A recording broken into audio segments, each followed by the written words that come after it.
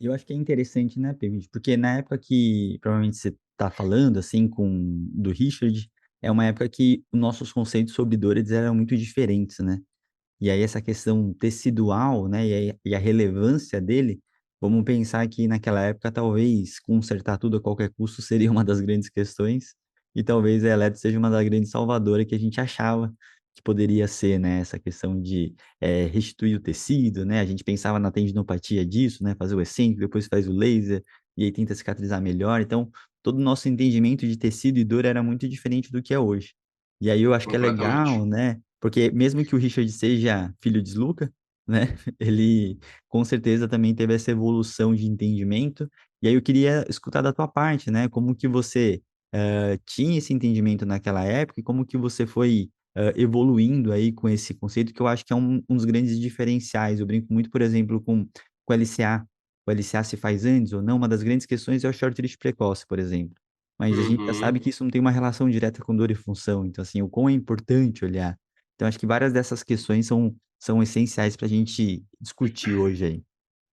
Sim, eu acho que existe uma fase, eu claro, eu costumo falar assim, depois dos anos 2000 em diante, eu acho que a gente teve uma mudança até na forma de eu brinco que é uma ressignificação do uso dos agentes eletrofísicos, porque se a gente parar pra pensar, o primeira forma de terapia foi quase os agentes eletrofísicos da fisioterapia, né. Antes Sim. dos anos 2000, até 2000 e pouco ali, você ia numa clínica era só agentes eletrofísicos. Uhum, Difícil eram clínicas voltadas a só o tratamento de eletro. E não tinha muito estudo, né, então, sempre foi uma coisa mais empírica e já a gente sempre teve as referências nossas, do professor Nivaldo Parisotto, o Rinaldo Guirro, Nelson Fuerini, que eram pessoas que sempre estiveram estudando, professor Carlão Castro. uhum, Então, mas era uma geração muito vol alguns clínicos, porém a maioria mais cientista do que clínico. Então, o uso sempre foi mais subjetivo e empírico. Depois que as pesquisas começaram a crescer nessa parte, obviamente o uso começou a diminuir. uhum. E tudo é assim, né, na nossa área é assim, é tudo que surge, todo mundo usa, aí quando começa a estudar a gente vê que nem ninguém faz milagre, aí começa o uso a cair e entrar numa linha mais consciente, eu falo. A gente começa a usar para determinadas situações, né? Uhum. Para tudo, ó, pilates, RPG, terapia manual, tudo hoje em dia, com o passar dos anos, você vai encaixando onde que eu utilizo essas Uhum. técnicas, né? E os agentes eletrofísicos passou por essa mudança devido a todos os conceitos que você acabou de falar. Um exemplo, hoje a gente sabe que a relação de dor, função e tecido, elas não se conversam, basicamente. Na nossa época, quando eu estudei, na minha cabeça era: se eu tenho uma lesão tecidual, ela tem que estar reparada para eu poder ter uma função melhor e dor diminuída. Uhum. Não é assim hoje, a gente sabe que nem sempre é assim, essas relações não são simples. E aí a gente começou a ver que os recursos também não agem dessa forma. Então, o conceito de dor mudou. A gente sabe que hoje, um exemplo, para pegar um tecido que a gente estuda e que mundialmente estudado, o tendão, por exemplo, difícil você alterar um processo cicatricial de um tendão crônico. Uhum. Então, que foi a palestra que eu dei em Aracaju, na realidade. A gente utiliza para dor ou para reparo, Uhum. o fisioterapeuta se pega nesse meio do caminho. Então, a gente tem que entender que, além de saber o agente eletrofísico, a gente tem que entender se aquela lesão eu estou usando para quê o agente eletrofísico? Sim. Às vezes não cabe mais, às vezes já está numa fase que você não tem muita função em utilizar, né? Uhum. Então, eu acho que a ressignificação do uso, ela veio facilitando no meu ponto de vista.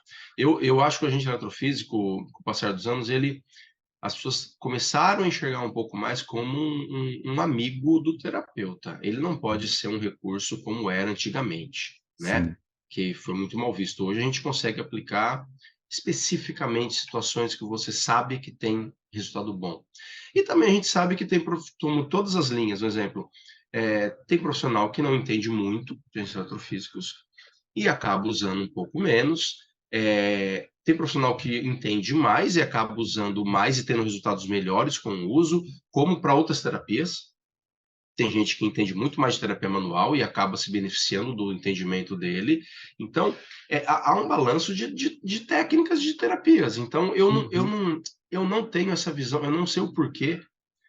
Antigamente a gente tinha essa visão de excluir, né, mais excludente das terapias. Hoje, eu falo aos meus alunos, falo, vocês não podem pensar assim jamais. Hoje você não tem como o fisioterapeuta de hoje em dia pensar em terapias excludentes. Não é porque você usa um agente atrofísico que você não pode usar nada, ou você não sabe usar outra coisa. Isso não existe. Então, é que como antigamente, quando o recurso eletrofísico surgiu, eles são complexos. uhum, Existe uma temática dele que não é de interesse de todo mundo. Então, ele se tornou algo menos acessível de aprofundar o entendimento do agente eletrofísicos. Então, ficou muito na superficialidade, a maioria do uso. uhum, Esse foi um fator prejudicial para os agentes eletrofísicos. Hoje, acredito que como a ciência está muito mais aberta, as pessoas leem mais, as pessoas ouvem mais profissionais falando sobre o uso, palestras mais acessíveis, eu acho que facilitou para quem não tem vontade de estudar profundamente o agente eletrofísico. Acho que uhum, hoje quem assiste uma palestra de algum professor que tenha uma facilidade maior para explicar o uso clínico, ele consegue usar de uma forma melhor e estudar especificamente algumas coisas sobre aquele assunto e ter um resultado melhor na clínica. Antigamente não tinha. O uhum, profissional tinha que usar o quê? O que o cara usava na esquina, ele ia repetir o que o cara usava, né? Acho que facilitou o uso. uhum, E eu repito, vamos pegar um exemplo clássico, o ultrassom hoje, que é muito criticado, né? Eu acho que é o recurso mais criticado. Basicamente, eu uso para fratura hoje. uhum, Uso para outras situações, quando eu quero um efeito térmico muito interessante ali, que eu precise. E ponto final. Hoje eu uso diferente do que eu usava, com técnicas diferentes, mas muito específico para tratamento que eu sei na literatura e que eu tenho experiência, e que vai me trazer um resultado bom. uhum, Fora isso, basicamente eu não uso um exemplo. Isso para todos os recursos. Então, acho que mudou a forma de utilizar. Acho que quem usa agente eletrofísico como usava antigamente, três recursos seguidos, três agentes eletrofísicos, acho que precisa parar um pouquinho para pensar e ver como pode utilizar. Porque os conceitos, como você falou, de dor, tecido, mudaram uhum. completamente, né?